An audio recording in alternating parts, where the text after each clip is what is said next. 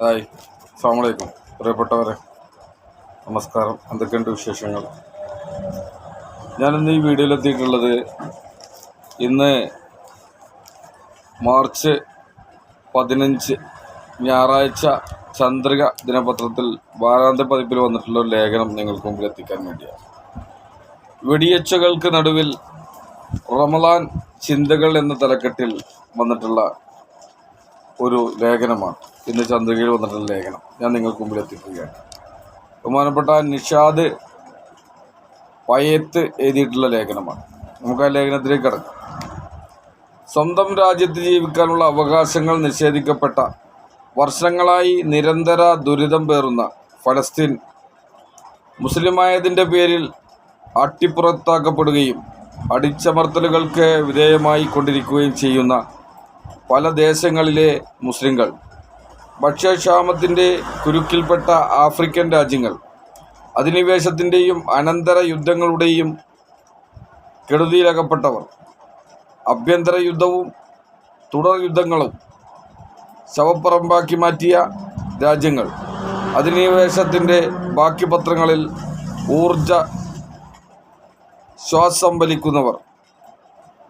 ഊർദ്ധശ്വാസം വലിക്കുന്നവർ, വിഭാഗീയതയുടെ കനലുകൾ എരിയുന്ന മധ്യേഷ്യൻ രാജ്യങ്ങൾ തുടങ്ങി ഒട്ടേറെ രാജ്യങ്ങളിൽ റമളാനിലെ നോമ്പ് വെറും നോമ്പല്ല. സാധാരണ ഏറെ ആഹ്ലാദത്തോടെയാണ് ഇറാനികൾ വിശുദ്ധ റമളാൻ മാസത്തെ സ്വീകരിച്ചിരുന്നത്. എന്നാൽ അവരുടെ വീടുകൾക്ക് മുന്നിലിപ്പോൾ അലങ്കാര വിളക്കുകൾ തൂങ്ങുന്നില്ല, കുഞ്ഞുങ്ങൾക്ക് ആഘോഷരാവുകളില്ല, തെരുവുകളിൽ വ്രതശുദ്ധിയുടെ ആരവങ്ങളില്ല, വ്യാപാര സ്ഥാപനങ്ങൾ അടഞ്ഞുകിടക്കുകയാണ്, ATMകൾ നിശ്ചലമായി, പുറം ലോകത്തേക്കുള്ള സകല വഴികളും നിഷേധിക്കപ്പെട്ടിരിക്കുന്നു. ദശലക്ഷക്കണക്കിന് മനുഷ്യജീവനുകൾ ഏകാന്തതയുടെ തടവുകളിൽ അകപ്പെട്ടു. എങ്കിലും ഒരു ജനതയുടെ ആത്മധൈര്യത്തിന് മുന്നിൽ സാമ്രാജ്യത്വ ശക്തികൾ തോറ്റുകൊണ്ടിരിക്കുന്നു. ഒറ്റ രാത്രി കൊണ്ട് നാടും നഗരവും വീടും കുടുംബവും തകിടം മറിഞ്ഞു. കൂട്ടക്കൊഴിമാടങ്ങൾ സാക്ഷി. വരും വരാതിരിക്കില്ല അടിച്ചമർത്തപ്പെട്ടവരുടെ രോഷത്തിൻ്റെ കനൽ. ആധുനിക സമൂഹം സ്വയം തീർത്ത പുറംപോക്കുകളിൽ കഴിയുന്നവർക്ക് വേണ്ടി ഈ ഉപാസനകാലം ഹൃദയം തുറക്കണം. ലജ്ജാകരമായ നിസ്സംഗതയിലോ പതിവുകളുടെ വീരസത്തിലേക്കോ വീഴരുത്. കണ്ണു തുറന്ന് ലോകത്തിൻ്റെ ദുരിതം കാണാം. നമുക്ക് നമ്മുടെ ഉറ്റവരുടെ മുറിവുകൾ കാണാം. സഹായത്തിനായുള്ള അവരുടെ നിലവിളി കേൾക്കണം. അവരുടെ നിലവിളി നമ്മുടേതുമാകട്ടെ. നമുക്കൊരുമിച്ച് നിസ്സംഗതയുടെ മതിലുകൾ തീർക്കാം. നമ്മുടെ കപടതയും സ്വാർത്ഥതയും ഇല്ലായ്മ ചെയ്യാം. നോമ്പുകാല ഫലങ്ങൾ അവരൻ്റെ ഇല്ലായ്മകളിൽ നിറവൊരുക്കുന്ന അത്ഭുതമാകണം. ഇല്ലാത്തവനുമായി പങ്കുവെക്കാൻ സമൃദ്ധിയിൽ നിന്നല്ല, അന്നത്തിൽ നിന്ന് ഒരു ഓഹരി കണ്ടെത്താം. വേദനിച്ചെത്തുന്നവരെ ആശ്വസിപ്പിക്കാൻ നീട്ടിവെക്കുന്ന അവസരങ്ങൾക്കപ്പുറം ജീവിതം തന്നെ മാറ്റിവെക്കാം. കരുണകാരുണ്യമാകുന്നത് പകരം പ്രതീക്ഷിക്കാതെ നന്മ ചെയ്യുമ്പോഴല്ലേ. നൽകപ്പെട്ട അവസരങ്ങൾ പൂർണ്ണതയോടെ നിറവേറ്റി സ്വർഗരാജ്യത്തിൽ ഇടം നേടാൻ കാരുണ്യം പൊക്കുന്ന കാലമാകണം ഈ നോമ്പുകാലം. നോമ്പിൽ പട്ടിണിയുണ്ട്, നമസ്കാരവും പ്രാർത്ഥനയുമുണ്ട്. അതിനുമപ്പുറം വിശാലമാണ് നോമ്പിൻ്റെ ആത്മാവും അതിൻ്റെ ലക്ഷ്യങ്ങളും. ലോകത്തുടനീളം ജീവിക്കുന്ന തങ്ങളുടെ സഹോദരന്മാരുടെ കാര്യത്തിൽ വിശ്വാസ സമൂഹത്തിന് ബാധ്യതയുണ്ട്. ചുറ്റും ജീവിക്കുന്നവരുടെ കാര്യത്തിൽ നോമ്പനുഷ്ഠിക്കുന്നവർ ശ്രദ്ധരാവണം. ലോകത്തോടനീളം പട്ടിണി കിടന്ന് കഷ്ടപ്പെടുന്നവരിലേക്ക് നമ്മുടെ സഹായങ്ങൾ പ്രവഹിക്കേണ്ടതുണ്ട്. റമളാനിൻ്റെ നീതിശാസ്ത്രത്തിൽ അത് അലിഞ്ഞു ചേർന്നിട്ടുണ്ടല്ലോ. റമദാൻ വിശ്വാസികളിൽ ഉണ്ടാക്കേണ്ട പരിവർത്തനങ്ങളിൽ അതും എഴുതി ചേർത്തിട്ടുണ്ട്. അത് നോമ്പിൻ്റെ ചൈതന്യമാണ്. അതിൻ്റെ വിശ്വാസ്യത, അതിൽ വിശ്വാസി ലോകത്തിന് ആത്മസമൃദ്ധിയുണ്ട്. റമദാൻ പകർന്നു നൽകുന്നത് സഹാനുഭൂതിയിൽ നിന്നുള്ള ആത്മീയ ഉത്കർഷം കൂടിയാണ്. ലോകത്തിൻ്റെ വിവിധ ഭാഗങ്ങളിൽ കെടുതികൾ അനുഭവിക്കുന്ന ജനങ്ങളിലേക്ക് ഏറ്റവും ചുരുങ്ങിയത് നമ്മുടെ പ്രാർത്ഥനയെങ്കിലും പ്രസരിക്കണം. ചുറ്റുമുള്ളവർ എങ്ങനെയാണ് നോമ്പെടുക്കുന്നതെന്ന് നമ്മുടെ ചിന്തയിൽ വരേണ്ടതുണ്ട്. ലക്ഷ്യ ദൗർലഭ്യം, യുദ്ധങ്ങൾ, ആഭ്യന്തര കലാപങ്ങൾ, വർഗീയതകൾ, ഭരണകൂട ഭീകരത തുടങ്ങിയവയാൽ കഷ്ടതകൾ അനുഭവിക്കുന്ന വലിയ സമൂഹങ്ങൾ നോമ്പിനോടൊപ്പം നോമ്പനുഷ്ഠിക്കുന്നു. സ്വന്തം രാജ്യത്ത് ജീവിക്കാനുള്ള അവകാശങ്ങൾ നിഷേധിക്കപ്പെട്ട വർഷങ്ങളായി നിരന്തര ദുരിതം പേറുന്ന ഫലസ്തീൻ മുസ്ലിമായതിൻ്റെ പേരിൽ അട്ടിപ്പുറത്താക്കപ്പെടുകയും അടിച്ചമർത്തലുകൾക്ക് വിധേയരാക്കപ്പെടുകയും ചെയ്യുന്ന പല ദേശങ്ങളിലെ മുസ്ലിങ്ങൾ, ഭക്ഷ്യക്ഷാമത്തിൻ്റെ കുരുക്കിൽപ്പെട്ട ആഫ്രിക്കൻ രാജ്യങ്ങൾ, അധിനിവേശത്തിൻ്റെയും അനന്തര യുദ്ധങ്ങളുടെയും കെടുതിയിലാക്കപ്പെട്ടവർ, ആഭ്യന്തര യുദ്ധവും തുടർ യുദ്ധങ്ങളും ശവപ്പറമ്പാക്കി മാറ്റിയ രാജ്യങ്ങൾ, അധിനിവേശത്തിൻ്റെ ബാക്കിപത്രങ്ങളിൽ ഊർജ്ജശ്വാസം വലിക്കുന്നവർ, വിഭാഗീയതയുടെ കനലുകൾ എരിയുന്ന മധ്യേഷ്യൻ രാജ്യങ്ങൾ തുടങ്ങിയ ഒട്ടേറെ രാജ്യങ്ങളിൽ റമദാനിലെ നോമ്പ് വെറും നോമ്പല്ല, സംഘർഷങ്ങൾക്ക് നടുവിൽ നിന്നാണ് അവർ നോമ്പനുഷ്ഠിക്കുന്നത്. വളരെ പരിതാപകരമാണ് ഇവിടങ്ങളിലെ സ്ഥിതിഗതികൾ. ഗത്യന്തരമില്ലാതെ നാടുവിട്ട് അഭയാർത്ഥികളാകാൻ വിധിക്കപ്പെട്ട ലക്ഷോപലക്ഷങ്ങൾ വേറെയുമുണ്ട്. ഒരു ഭാഗത്തെ ലോകത്തെ ഏറ്റവും വലിയ സമ്പന്നരിൽപ്പെടുന്ന മുസ്ലിങ്ങളും മുസ്ലിം രാജ്യങ്ങളും, മറുഭാഗത്ത് ജീവിക്കാനുള്ള അവകാശം പോലും ചോദ്യം ചെയ്യപ്പെട്ടു കഴിയുന്നവർ, ഒരു നേരത്തെ അന്നത്തിന് പോലും വകയില്ലാതെ കഷ്ടപ്പെടുന്നവർ. ഈ രണ്ടറ്റങ്ങൾ തമ്മിലുള്ള അന്തരമില്ലാതാക്കുന്നതും കൂടിയാകണം റമദാനിൻ്റെ കർമ്മ പരിസരം. അതാണല്ലോ ഇസ്ലാം റമദാനിലൂടെ, സക്കാത്തിലൂടെ, ദാനധർമ്മങ്ങളിലൂടെ ലക്ഷ്യമിടുന്ന സാമൂഹിക പരിവർത്തനം. യുദ്ധങ്ങൾ അവസാനിപ്പിക്കാൻ കഴിഞ്ഞില്ലെങ്കിലും പട്ടിണി മാറ്റാൻ മുസ്ലിങ്ങൾക്ക് തന്നെ കഴിയുന്ന ചുറ്റുപാട് അള്ളാഹു ഈ ഭൂമിയിൽ ഒരുക്കിയിട്ടുണ്ട്. നമുക്കത് കണ്ടെത്താൻ ആകുമോ എന്നതാണ് പ്രധാനം. ഇന്നും മുസ്ലിം രാജ്യങ്ങളിലാണ് യുദ്ധവും കലാപങ്ങളുമൊക്കെ കേന്ദ്രീകരിക്കുന്നത്. എത്ര വിശ്വാസികളാണ് ദിനം പ്രതി മരിച്ചു വീഴുന്നത്. ലക്ഷക്കണക്കിന് മനുഷ്യർ മരിക്കുകയും അത്ര തന്നെ ആളുകൾ നിത്യദുരിതത്തിലേക്ക് തള്ളിവിടുകയും അഭയാർത്ഥികളാകാൻ വിധിക്കപ്പെടുകയും ചെയ്ത ഇറാനും ഫലസ്തീനും നമ്മോട് പറയുന്നത് വെറും വർത്തമാനങ്ങളല്ല, രാസായുധങ്ങളുടെ മാരകമായ വിഷപ്പുക ശ്വസിച്ചു കഴിയുകയാണെന്നും അവശേഷിച്ച ഇറാനിയൻ ജനസമൂഹം ആരാണിതിൻ്റെ ഉത്തരവാദി എന്ന ചോദ്യത്തിനൊപ്പം ആരാണിവർക്കു നേരെ കണ്ണു തുറക്കുന്നത് എന്നതും പ്രസക്തമാണ്. പട്ടിണി കിടന്ന് നോമ്പനുഷ്ഠിക്കേണ്ടി വരുന്നവരുടെ വാർത്തകൾ നമ്മുടെ ഹൃദയങ്ങളിൽ ചലനങ്ങൾ സൃഷ്ടിക്കേണ്ടതല്ലേ? അവരോട് ഐക്യപ്പെടാൻ മനസ്സു കാണിക്കുന്നില്ലെങ്കിൽ പിന്നെ എന്താണ് നോമ്പിൻ്റെ സാമൂഹിക ധർമ്മം? നൂറുകണക്കിന് കുഞ്ഞുങ്ങളെയാണ് ഇസ്രായേലും അമേരിക്കയും കൂടി കഴിഞ്ഞ ദിവസങ്ങളിൽ ഇറാനിൽ നിന്ന് തുടച്ചു നീക്കിയത്. പല നഗരങ്ങളും ഇന്നും പ്രേതസമാനമാണ്.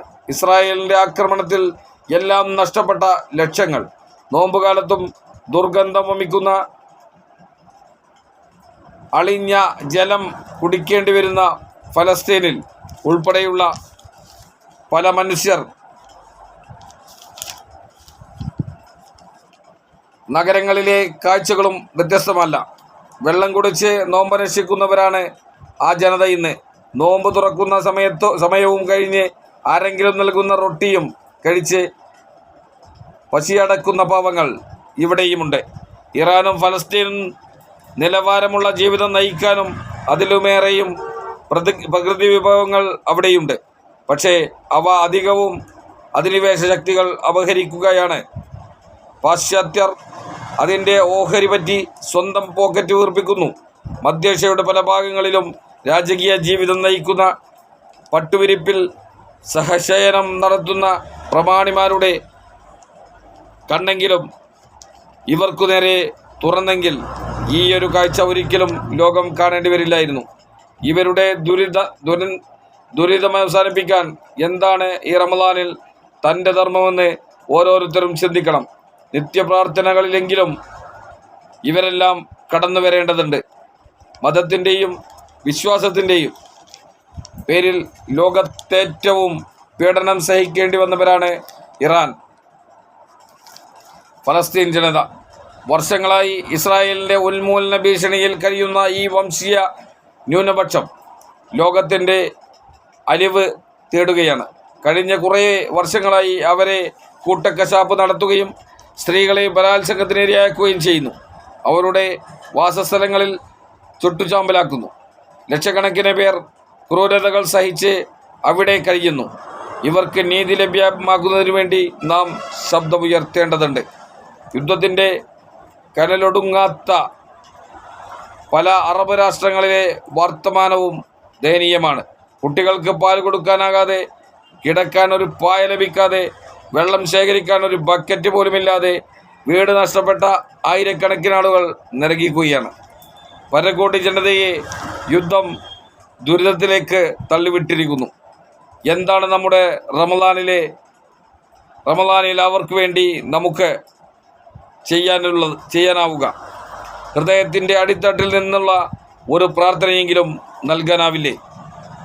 കല്ലെറിഞ്ഞെന്ന ഒറ്റ കാരണത്താൽ ഇസ്രായേൽ ജയിലിൽ കഴിയുന്ന ഫലസ്തീൻ കുഞ്ഞുങ്ങളെ നമുക്ക് മറക്കാനാവുമോ? 10 ലക്ഷത്തോളം വരുന്ന ഫലസ്തീൻ ജനതയെ അഭയാർത്ഥികളായി അട്ടിപ്പായിച്ച് രൂപം കൊണ്ട ഇസ്രായേൽ ഇന്നും നരമേധം തുടരുമ്പോൾ ലബനാൻ, ഈജിപ്ത്, ജോർദാൻ തുടങ്ങിയ നാടുകളിൽ അഭയാർത്ഥികളായി കഴിയുകയാണ് അവരൊക്കെയും. അള്ളാഹു നമുക്ക് കഴിഞ്ഞൊരുകിയ അനുഗ്രഹത്തിൻ്റെ അളവെങ്കിലും അറിയാൻ ഈ കരളയിരിക്കുന്ന കാഴ്ചകൾ കാരണമാവണം. കഷ്ടപ്പെടുന്നവരുടെ മുന്നിൽ തുറക്കുന്ന കണ്ണായി റമളാനിലെ നമുക്ക് മാറ്റാൻ കഴിയുമെങ്കിൽ ചൈതന്യവത്തായ ഒരു റമളാൻ കൂടി നമുക്ക് ലഭിച്ചേക്കും. മനസ്സിൻ്റെ ചൈതന്യത്തിൽ നവീകരിക്കപ്പെടാൻ ഓരോ നോമ്പുകാരനും പരിശ്രമിക്കണം. ദുഷ്ടതയുടെ കെട്ടുകൾ പൊട്ടിക്കുകയും നുകത്തിൻ്റെ കയറുകൾ അഴിക്കുകയും പാവങ്ങളിലേക്ക് കാരുണ്യഹസ്തങ്ങൾ നീട്ടുകയും ചെയ്യുന്നതല്ലോ നോമ്പിൻ്റെ പൂർണ്ണത.